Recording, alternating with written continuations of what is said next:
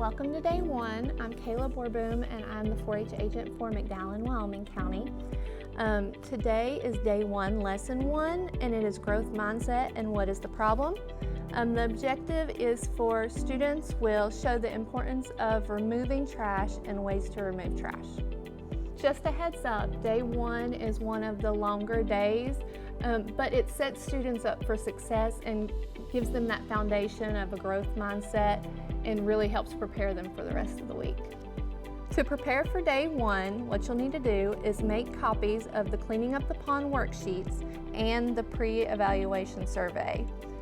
Prep Danny the Duck card and the engineering design poster with Velcro stickers. Fill up 2 of the plastic bins with water and bring recyclable materials that can be used safely by students or use those found in the crate. A tip is to use items that are easy to remove. So on day one, you'll cover growth mindset and introducing the students to the problem.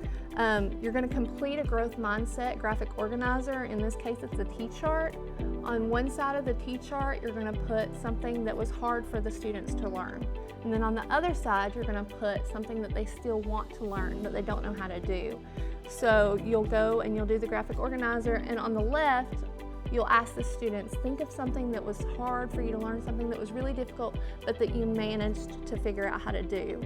And then they can share with you, they can talk with a partner, whatever works best for your classroom, and then they can share out to the group and you can write it on the graphic organizer. If it's something that you feel like you can draw a quick sketch of, that's always better because we're working with a lot of non-readers, and so that kind of reminds them what's already on the graphic organizer.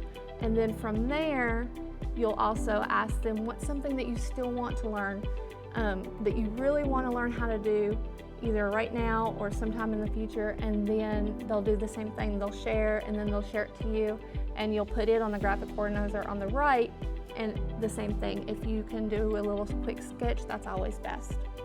Starting out with the growth mindset and giving the kids that information that they can do whatever they want, they can keep learning and keep growing their brains, is really an important part of the program and something that you don't want to skip because it kind of sets them up for success. A lot of students, they make a mistake and they automatically start beating themselves up.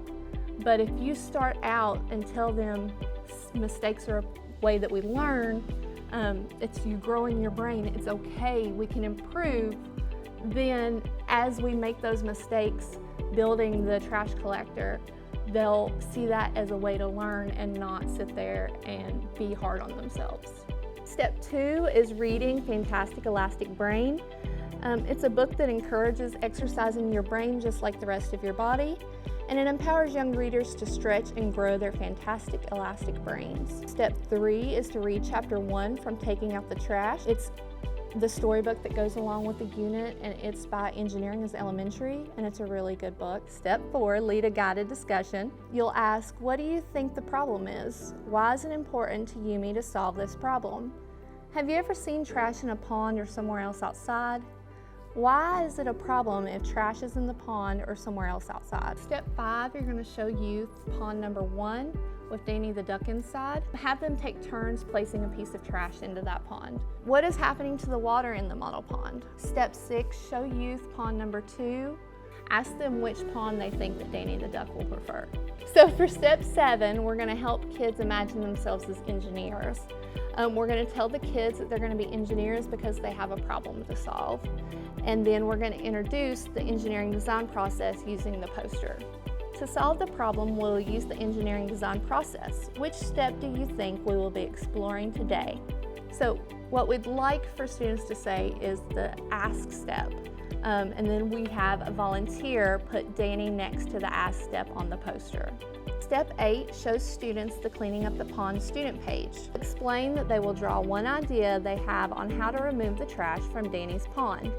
It's important to challenge them to come up with a way to remove the trash without using their hands. Step 9, have students share their ideas. Tomorrow we'll be having the students use the engineering design process to figure out different shapes that they can create for their trash collectors. I hope day one wasn't too long and that you got to see the value that the kids see in growth mindset and the engineering design process.